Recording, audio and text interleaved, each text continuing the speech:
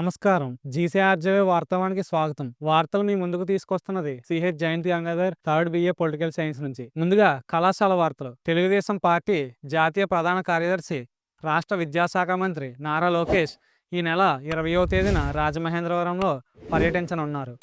రాజమహేంద్రవరంలో 173 ఏళ్ల చరిత్ర ఉన్న ప్రభుత్వ ఆర్ట్స్ కళాశాల అటానమస్లో తాజాగా ఇన్నోవేషన్ ఇంక్యుబేషన్ హబ్ ఏర్పాటు చేశారు.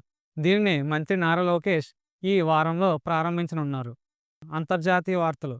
సరిహద్దు పర్యాటకాన్ని విస్తరించే దిశగా సిక్కిం ప్రభుత్వం కీలక నిర్ణయం తీసుకుంది.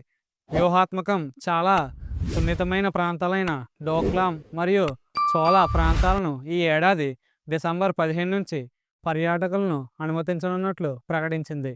దుబాయ్ ఎయిర్ షోలో 2025లో భారత్ తన రక్షణ శక్తి ప్రదర్శించనుంది. 2 రోజుల పాటు జరిగే ఈ కార్యక్రమం యుఏఈలో రేపటి నుంచి ప్రారంభం కానుంది. జాతీయ వార్తలు. బుల్లెట్ రైలు ప్రాజెక్టు పనిచేస్తున్న ఇంజనీర్లు తమ సాంకేతిక అనుభవాలను నమోదు చేయాలని ప్రధానమంత్రి నరేంద్ర మోదీ సూచించారు. మీడియా సంస్థలు నిర్మాణాత్మక పాత్ర పోషిస్తూ జాతి నిర్మాణంలో భాగస్వాములు కావాలని ఉపరాష్ట్రపతి సిపి రాధాకృష్ణన్ కోరారు. రాష్ట్ర వార్తలు.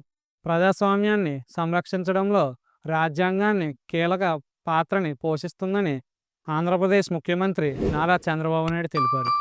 ఆంధ్ర ఒడిశా సరిహద్దులోని గ్రామాల సమస్యలను పరిష్కరించేందుకు చర్యలు తీసుకోవాలని మంత్రి గుమ్మడి సంధ్యారాణి ఒడిశా ముఖ్యమంత్రిని కోరారు.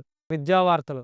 తెలంగాణ ప్రభుత్వం ప్రైవేట్ మరియు కార్పొరేట్ విద్యా సంస్థల్లో ప్రజా కార్మిక జర్నలిస్టులు పిల్లలకు 50% ఫీజు రాయితీ ప్రకటించింది. వచ్చే విద్యా సంవత్సరంలో ప్రభుత్వ పాఠశాలల్లో బ్రేక్ఫాస్ట్ ప్రోగ్రాం ప్రారంభించినట్లు ముఖ్యమంత్రి ప్రకటించారు. వాతావరణం.